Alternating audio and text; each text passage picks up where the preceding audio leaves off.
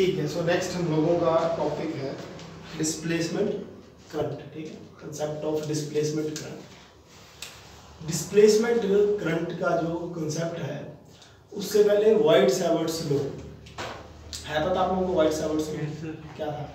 Sir mu naught equals to 5 I ऐसे mu naught over 4 pi I D L sine theta और R से निकला एक एम्पियर सर्कुलर लॉ था। Mu naught I BDL is equal to mu naught है ना। सो जिसको नहीं पता वो देख लेना कि according two ampere circular law B dot dl किसी क्लोज्ड कर्व के लिए will be equal to mu naught times of the current passing from the coil। इसका मतलब क्या है? इसको बोलते हैं हम लोग line integral. So according two ampere circular law line integral of magnetic field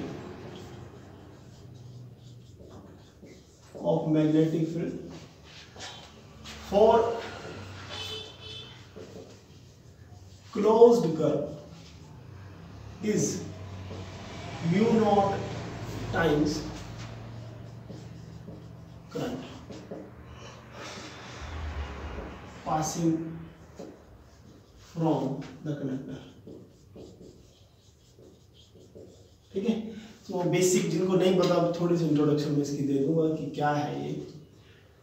देखो ये जो लॉ है ना, ये यूज किया जाता है अगर मान लो कोई वायर है, इस तरह से कोई वायर है, उससे करंट जा रहा है आई, ठीक है, और कोई बोले कि इस अब ये करंट जा रहा है तो वायर से मैग्नेटिक फील्ड लाइंस क्रिएट होगी, इस वायर के सराउंडिंग में मैग्नेटिक फील्ड होगी जो यही वायर क्रिएट करेगी due to passing of this current I. तो अगर ये बोलते हैं कि किसी पॉइंट पर मैग्नेटिक फील्ड पता करनी है, मान लो इस पॉइंट पर मैग्नेटिक फील्ड पता करनी होगी, तो रूल के अकॉर्डिंग क्या करना होता है, क्लोज्ड कर्व बनाना होता है इस तरह से, और इस पॉइंट पर ये फॉर्मूला अप्लाई कर देते हैं हम V dot dl closed integral, ठीक है, is equal to mu naught times कितना ये करंट गया उसके ऊपर। ठीक है, थोड़ी सी इसकी मतलब इंट्रोडक्शन सी है।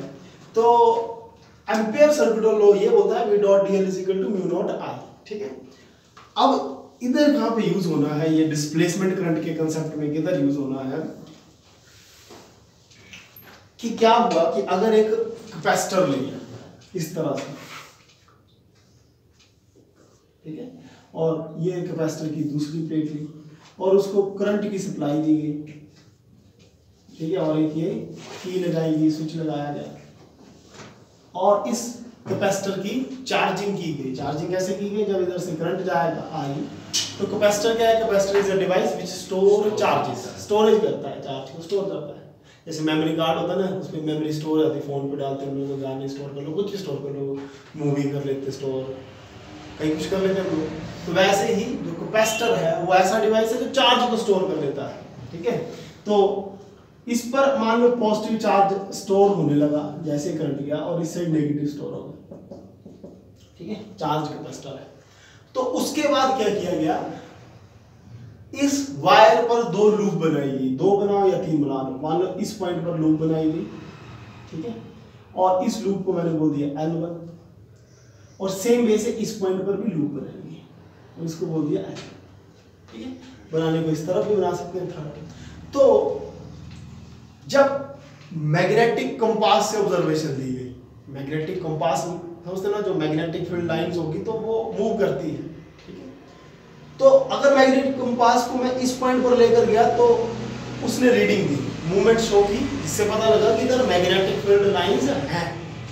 फिर उसी मैग्नेटिक कंपास को दो कैपेसिटर के बीच जो स्पेस है, कैपेसिटर्स की इस तरह से होती है प्लेट्स, उसके बीच जो स्पेस है उस पर रखा, तो भी उसने क्या कर दिया, मूवमेंट दे दिया, उसने बोला कि मैग्नेटिक फील्ड है, कंपास का लेने का मतलब इधर भी मैग्नेटिक फील्ड आई। इस पॉइंट पे चेकिंग की, इधर भी मैग्नेटिक फील्ड आई। दूसरा, इन दो कैपेसिटर्स के बीच का स्पेस और ये L1 काफी क्लोज है, इनफाइनाइटली स्मॉल है ना, आपस में बड़े ज्यादा ही क्लोज है, इनफाइनाइटली क्लोज बोल देते हैं इसको, ये L1 और L2 बड़े ही ज्यादा क्लोज है। तो देखने में क्या मिला कि इधर भी कंपास लेकर गए, मैग्नेटिक फील्ड मिली, तो बात समझ आई कि ठीक है, ये तो हम लोगों ने पढ़ा है पिछले यूनिट में एम्पेयर सर्कुलर लॉ में बोलता है कि किसी वायर से करंट लेकर जा रहे होंगे तो मैग्नेटिक फील्ड बन जाती है, और वो मैग्नेटिक फील्ड कैलकुलेट करनी होगी तो ये फॉर्मूला लगा देंगे हम लोग और मैग्नेटिक फील्ड मिल जाएगी।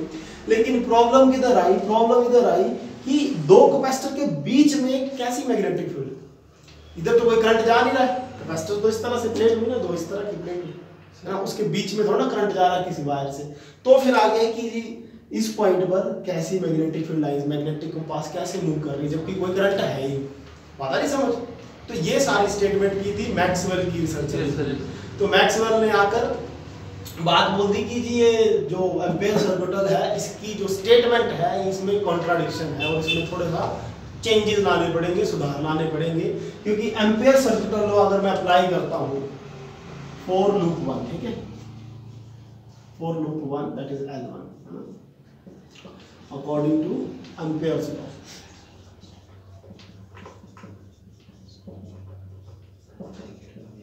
B dot dl closed curve कौन सा लूप 1 के लिए बन गया म्यू नॉट टाइम्स I जो करंट जा रहा है। फॉर लूप 2 ना L2 जो है according to Ampere's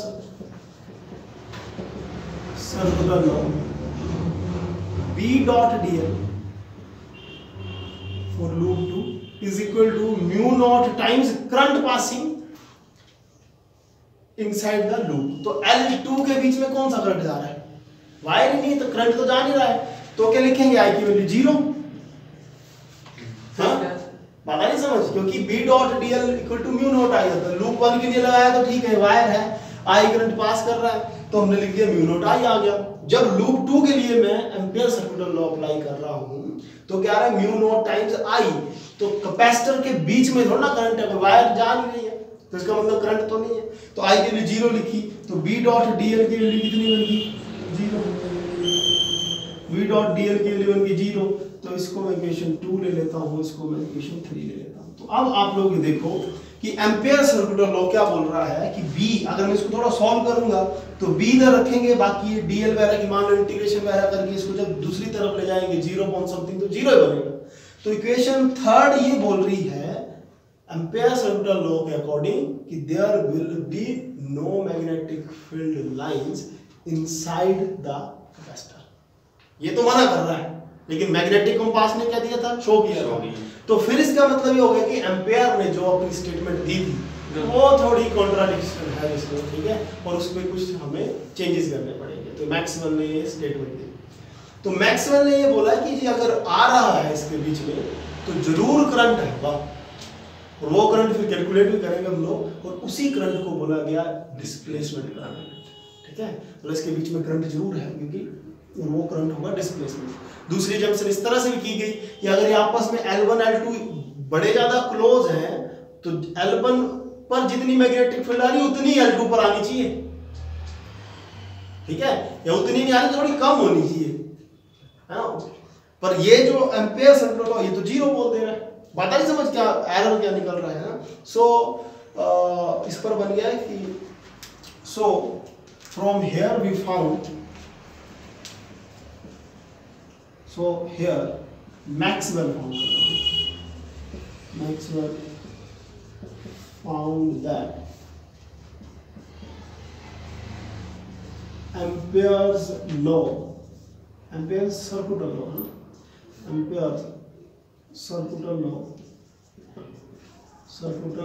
law needs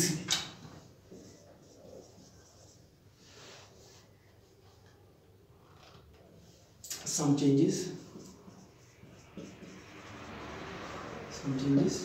and he said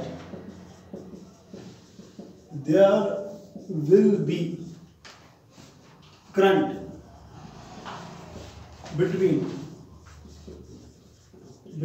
plates of capacitor,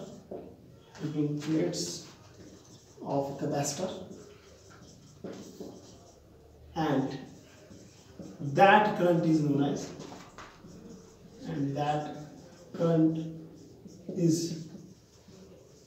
known as, displacement current। Displacement current. ठीक है, तो उसने बोल दिया कि इसके बीच में कोई ना कोई है करंट और उसको क्या बोलेंगे हम लोग, वो हुआ डिस्प्लेसमेंट करंट। बात आ रही समझ सारी? तो ये है। फिर इसी पर हम लोग मैक्सवेल ने इसी पर एक और बात बोल दी साथ में। मैक्सवेल ने क्या बोला, नोट कर लिया? नहीं सर, लास्ट लाइन है तो।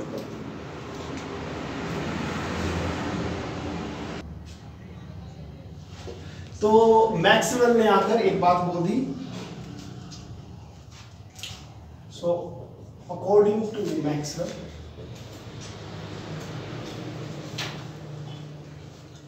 changing magnetic field lines induce electric field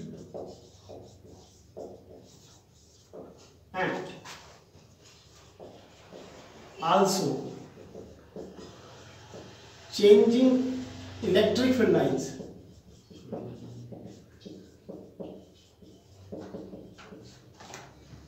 induce magnetic field।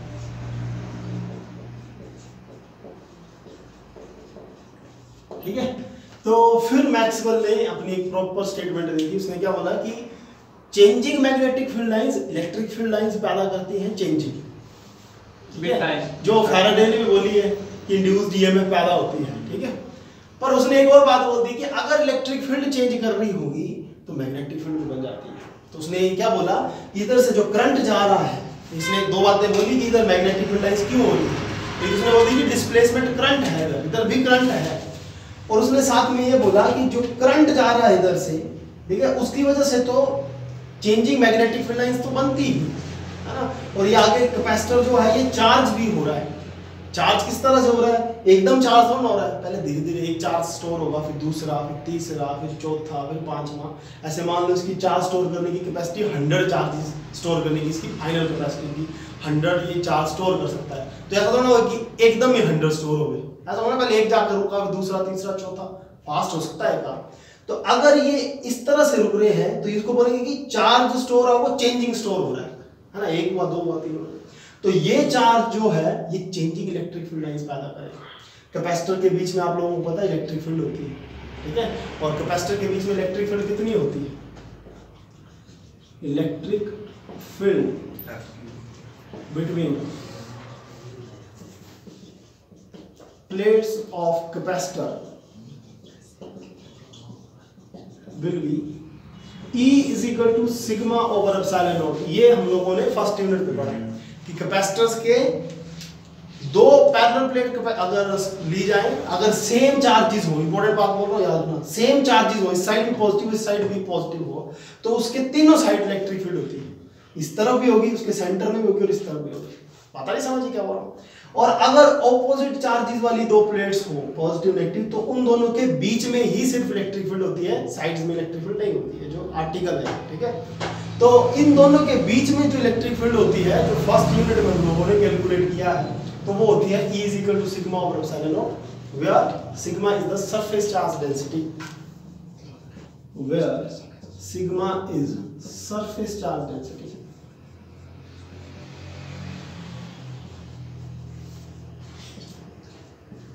of capacitor।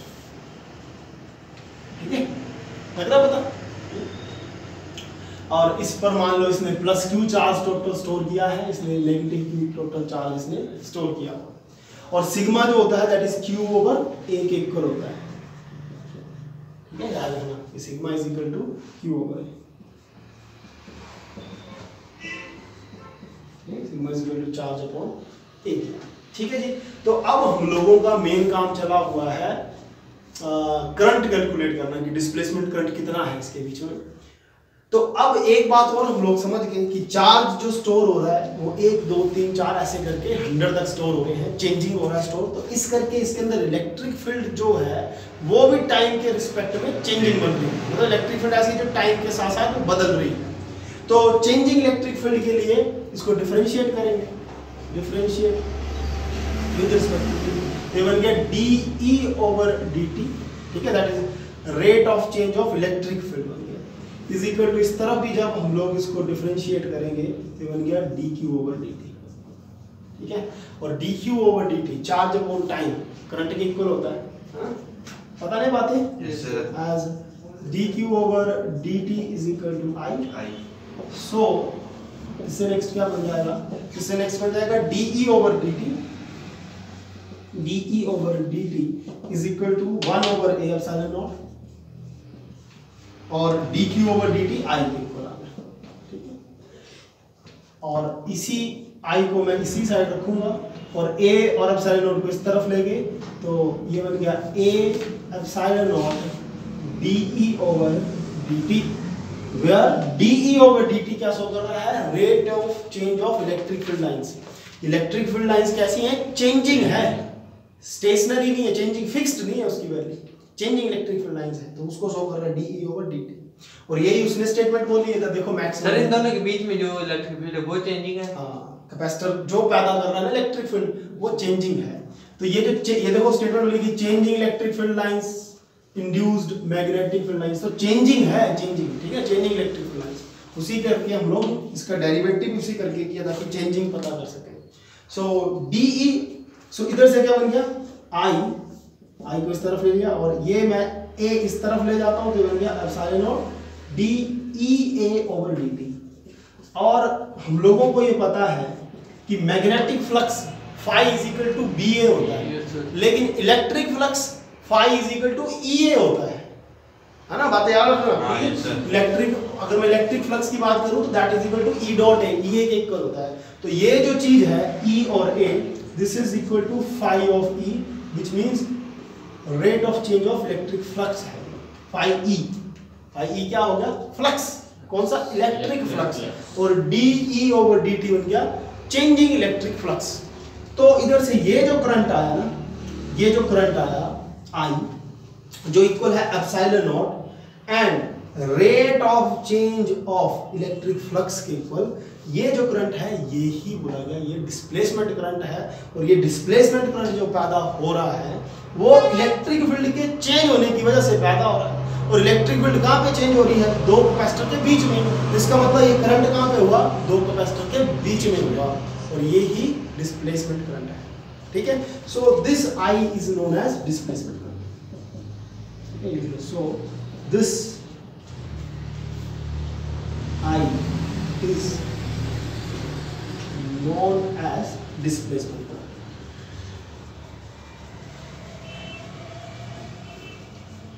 ठीक है, तो ये ही I जो बना डिस्प्लेसमेंट करंट बना, तो इसको हम लोग फिर लिख देते हैं ID करके, थोड़ा सा इसके नीचे से D लिख देते हैं ताकि पता लगे कि डिस्प्लेसमेंट है। So ID is equal to, formula एक और बन गया, याद कर लेना, इसको स्टोर कर लेना, dE/dt। तो डिस्प्लेसमेंट करंट इक्वल होता है epsilon not into d phi/dt, where phi is electric flux. Confuse मत होना, मैग्नेटिक फ्लक्स नहीं है, ठीक है, EA इज इलेक्ट्रिक फ्लक्स। तो अब फाइनल जो स्टेटमेंट बनी फिर मैक्सवेल ने जो पूरा सुधार करके दे दिया एम्पियर का, वो क्या दी उसने क्या कर दिया, उसने डिस्प्लेसमेंट करंट का कांसेप्ट बताया और उसको एम्पियर सर्कुलर लॉ पर जोड़ा। किस तरह से जोड़ा देखना, ठीक है। सो फाइनल स्टेटमेंट जो बनी वो देखना क्या बनी।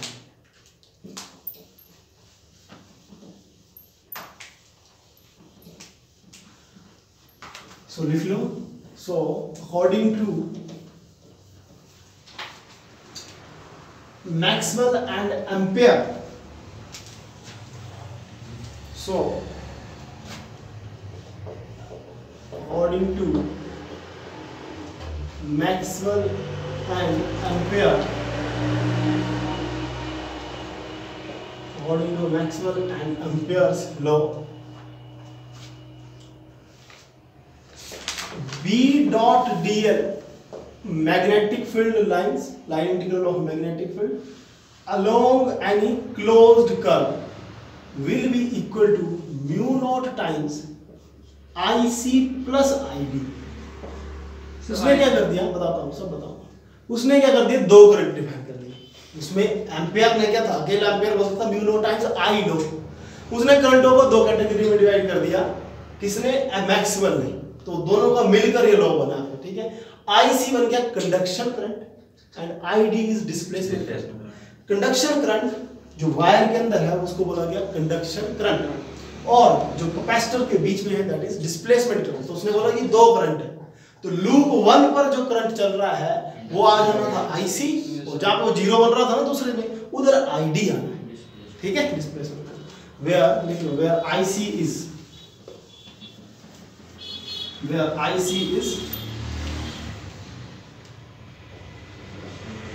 where I of C is conduction current,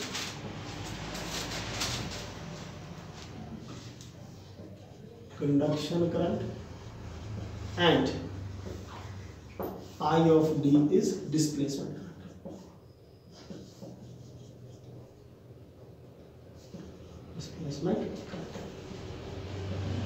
ठीक है जी, लगा पता। तो ये फाइनल फिर मैक्सवेल ने सारा चेंजेस करके कंसेप्ट दिया और ये बन गया कंसेप्ट ऑफ डिस्प्लेसमेंट करंट, और ये फाइनल इक्वेशन बन गई Maxwell and amperes circuit law इसको बोला जाता है। क्लियर हुई सारी बातें? तो एक बार इसको देखो सारा कि क्या बोला, ये क्या है, कुछ डाउट है तो बोलो।